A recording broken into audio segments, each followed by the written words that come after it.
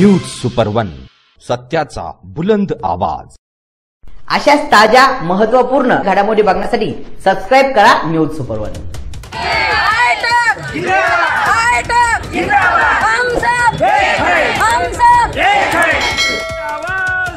आयटक महाराष्ट्र राज्य शालेय पोषण आहार कर्मचारी युनियन यांच्या वतीने महाराष्ट्र राज्य मुख्यमंत्री यांना दिलेल्या निवेदनात शालेय पोषण आहार कर्मचाऱ्यांच्या मानधनात वाढ करावी आणि इतर प्रलंबित मागण्यांना घेऊन दिनांक 7 ऑक्टोबर पासून आझाद मैदान मुंबई येथे राज्यव्यापी बेमुदत साखळी उपोषण करत असल्याचे निवेदन देऊन आंदोलनास सुरुवात करण्यात आली।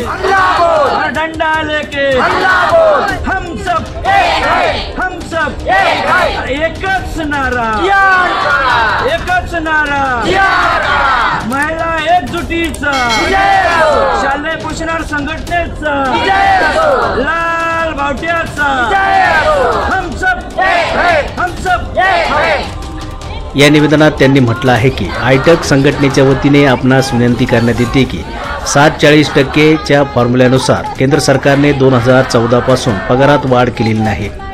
केंद्र सरकारने ज्या त्यावेळेस महाराष्ट्र सरकारबरोबर आपला 60% हिश्श्याची वाढ केली असती तर आज रोजी मिळणारे 2,500 रुपये मानधन किमान 4,500 रुपयापर्यंत गेले असते।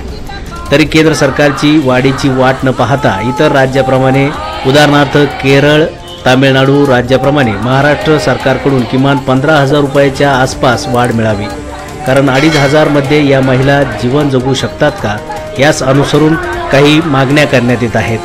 18 डिसेंबर 2023 रोजी नागपूर हिवाळी अधिवेशना दरम्यान शिक्षण मंत्र्यांनी दिलेल्या आश्वासनानुसार 1,500 रुपये मानधन वाढीचा GR तात्काळ निर्गमित करण्यात यावा।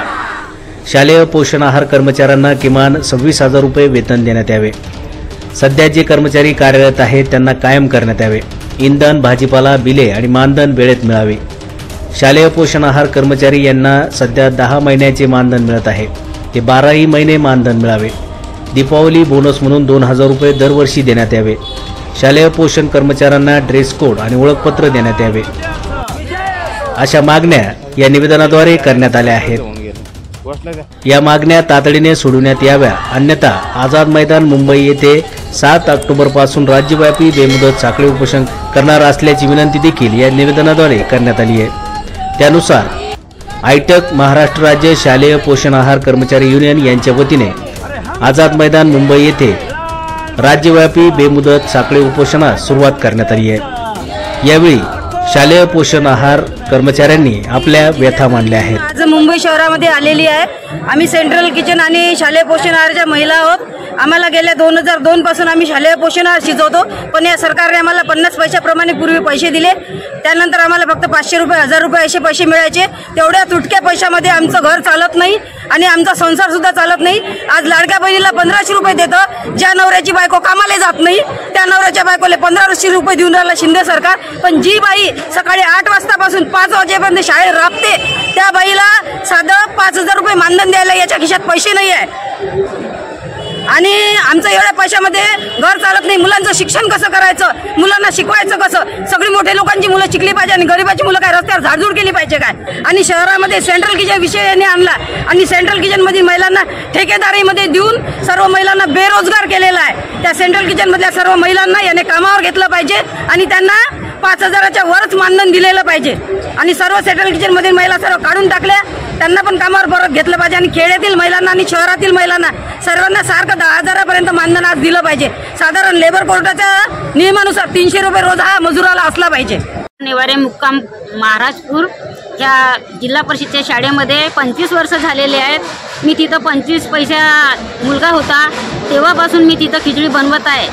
आज माझी वय तिथंच निघून चालली गेली आहे, परंतु सरकारने मला आजपर्यंत 2 रुपये 4 रुपये असे करून 2.5 वर्षापर्यंत 2,500 रुपये आता मानधन दिलं। म्हणजे मी का भीक मागत आहे का त्यांना की मी आपल्या घरी काय आपल्या नवऱ्याला पोराला शिक्षण काय शिकावं? मला 4 मुली आहेत, मला 4 मुलींचा शिक्षण पाणी करावं लागते, चड्डी बन्यान हेव तेव घ्यावं लागते आणि हे जो आपल्या ग्रामपंचायतचे सदस्य हे वगैरे झाले आहेत त्यांना 10,000 रुपये महिना भेटत आहे। कोणता काही नाही आहे तर पायदळ माझे मुलं बाळ जात आहेत, पण ह्या सरकारला माझी दया काही येत आहे नाही।